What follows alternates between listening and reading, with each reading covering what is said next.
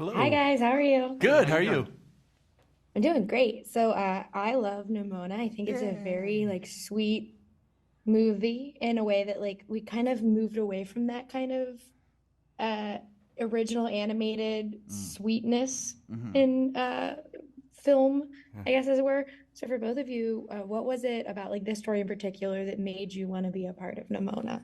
It's really just the characters at the heart of it, and I like you say you said sweet. I think for us it was not being satirical about it or like wink wink nudge. It was very just being honest, just finding the truth in who those characters were and finding the comedy that comes from that, but also the drama that comes from that, and really just exploring the idea of getting to know people, right? Getting to see who they really are, and then accepting them based on the realities of that individual. So for us, that was really the case. It was just letting these characters breathe, and when you got a character like Nimona, who's so interesting and so funny and so entertaining, but you still feel the emotion below the surface that's driving all that.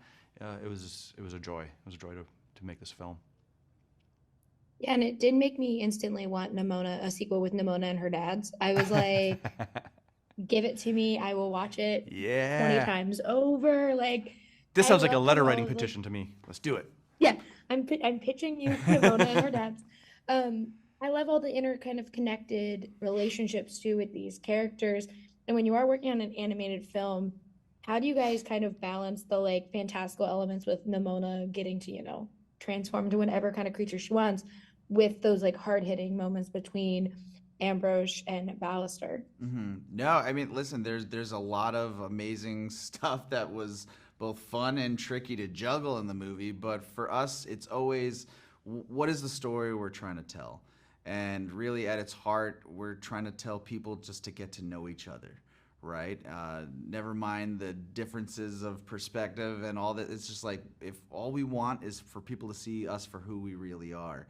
So each character is that's the sort of theme that they're going along, and they each have their own Mhm. different perspective on that and their own different journey on that, and it's just balancing that, and sometimes their philosophies uh, clash, and that's what makes it interesting and sometimes funny. Yeah. But hopefully that all gets the message across that we're not all too different. At the end of the day, we just want to be seen for who we really are. And making sure that Yeah, those and it personalities drive all the action you were talking about. That it's not just yeah. stuff happening, but it's happening because those specific characters are reacting in their own specific ways. Yeah, and I do have to say I live in New York. I've been here for 10 years. So all of the little New Yorkisms, like a guy playing Careless Whisper in the subway was great. What was your favorite thing that you guys got to add to that world that is it is weirdly modern but also not and is a fantastical world Yeah. at the Yeah. same time. So what was your favorite element that got added to Well, it? I mean, that was the fun. I mean, N.D. Stevenson with the graphic novel gives us this medieval future, right? That you're on opposite Mhm. ends of a creative spectrum between fantasy and sci-fi. So you have so much imagination that's going into that on both sides. But part of that is, like you said, you live in New York, is finding those moments of grounding that made you feel like, as fantastical as it was, there was a reality that was settled here. Mhm. So it was little things like careless whisper in the subway, or those little dancing bears that you've seen on the street corners. The rat with pizza. Little things like Mhm. little hidden messages like, if you see something, slay something, just being said over loudspeakers. Again, all these things that we recognize as a current modern audience, I think just help you ground such a big, crazy, fantastical world, and it brings it all together. I think we had a lot of fun with it, like Slaterade. I love seeing Goldmoyne up there, schlepping power drinks. So it was just fun to have play those little things out.